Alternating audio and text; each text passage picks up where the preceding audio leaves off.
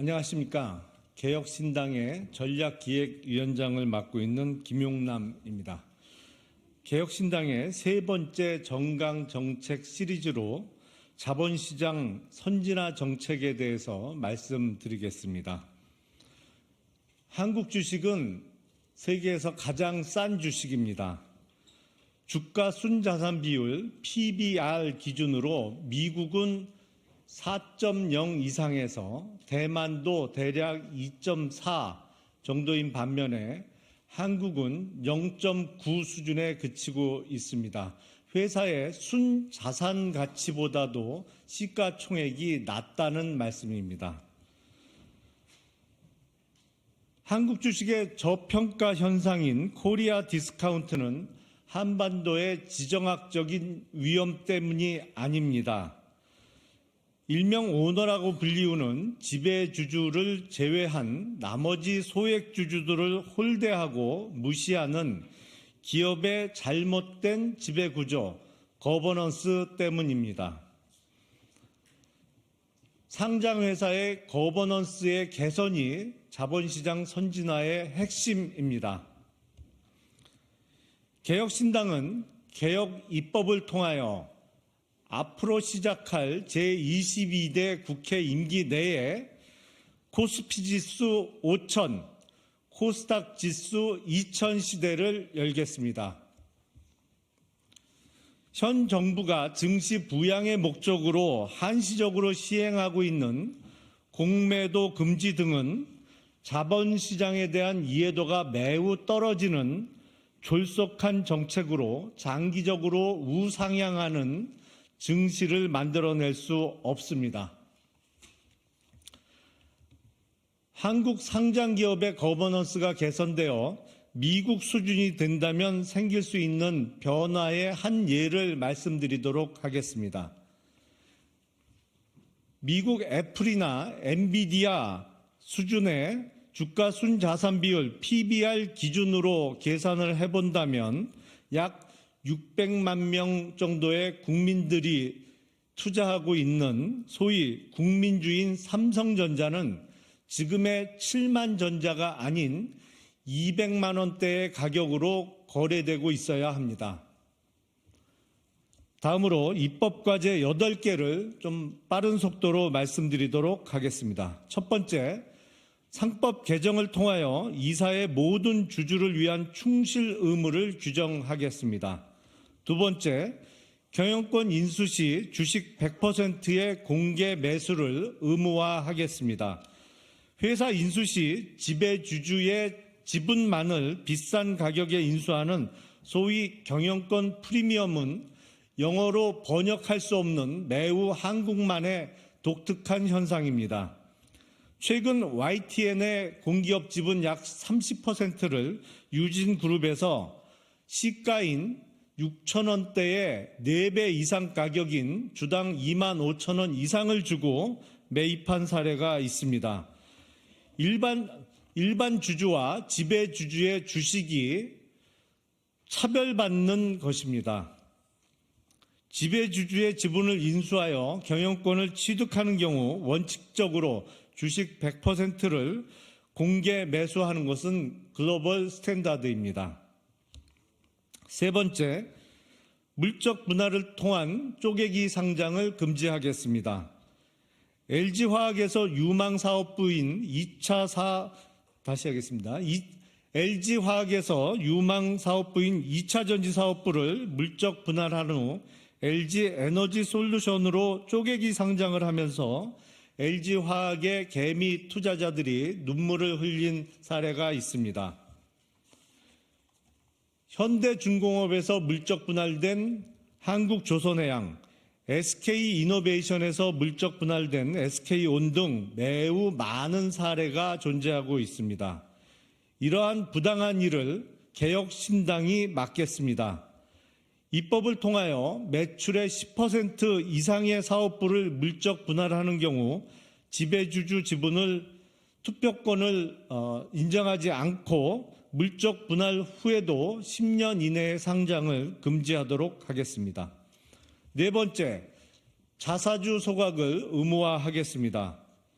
국내 상장 기업은 평균적으로 매입한 자사주의 약 2%만을 소각하고 나머지는 가지고 있으면서 주식 교환 등의 형태로 경영권 방어 수단으로 사용하거나 인적 분할을 통한 경영권 강화 수단으로 악용하는 경우가 많습니다.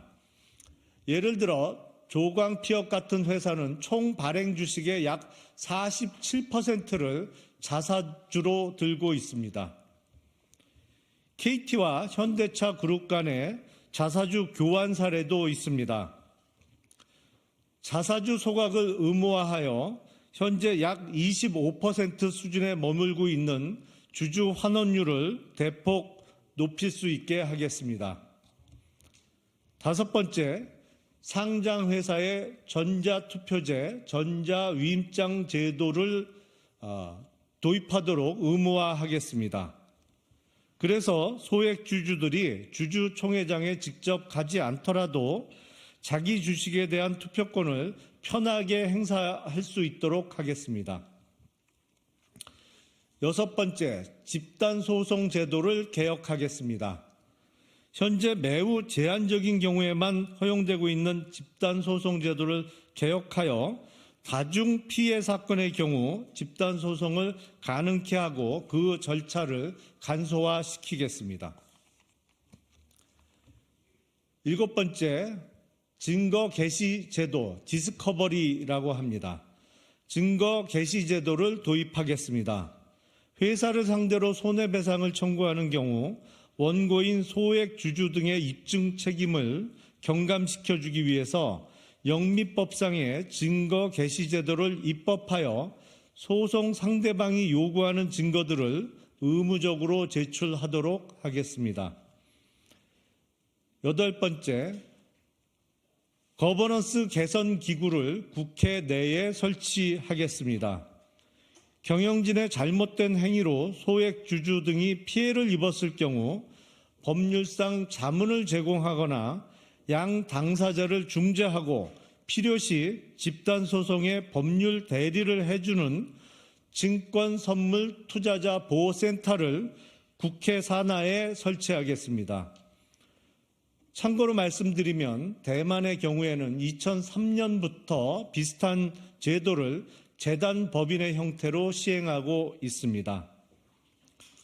앞서 말씀드린 8개의 입법 과제 이외에 중장기 과제에 관해서 말씀드리겠습니다. 전환사채, CB, 신주인수권부 사채, BW 등 회사채 발행과 관련한 제도를 개혁하겠습니다. 또한 기형적인 한국식 지주회사 제도를 고치겠습니다. 애플과 구글의 모회사인 알파벳 등 초거대 기업도 상장된 기업은 최종적인 지주회사 한 개뿐이고 나머지는 비상장 회사로 가지고 있는 것이 글로벌 스탠다드입니다. 한국은 IMF 외환 위기 직후에 지주회사 제도의 도입을 독려하면서 지주회사, 자회사, 손회사 등이 모두 상장되는 기형적인 지주회사 제도를 운영하고 있습니다. 전국적으로 최종적인 지주회사 한 개만 상장되도록 하겠습니다. 그리고 상속세율 인하를 검토하겠습니다. 상장 기업의 지배주주들이 주가를 낮게 유지하려고 하는 것은 가장 큰 이유가 높은 상속 및 증여세율 때문입니다. 앞서 말씀드린 개혁 과제가 완수됨과 동시에 현재 과점 주주에 대한 60%의 최고 상속세율을 50%로 인하하고 장기적으로 사회적 합의에 따라 추가적인 세율 인하를 검토하도록 하겠습니다. 끝으로 개혁신당은 DB하이텍과 한국조선해양, 이화그룹 등 많은 기업을 상대로 소액주주운동을 펼치고 계신 수많은 동학개미들의 권익보호를 위해 앞으로 조속한 입법 등 최선의 노력을 다하겠다는 약속의 말씀을 드립니다. 경청해 주셔서 감사합니다.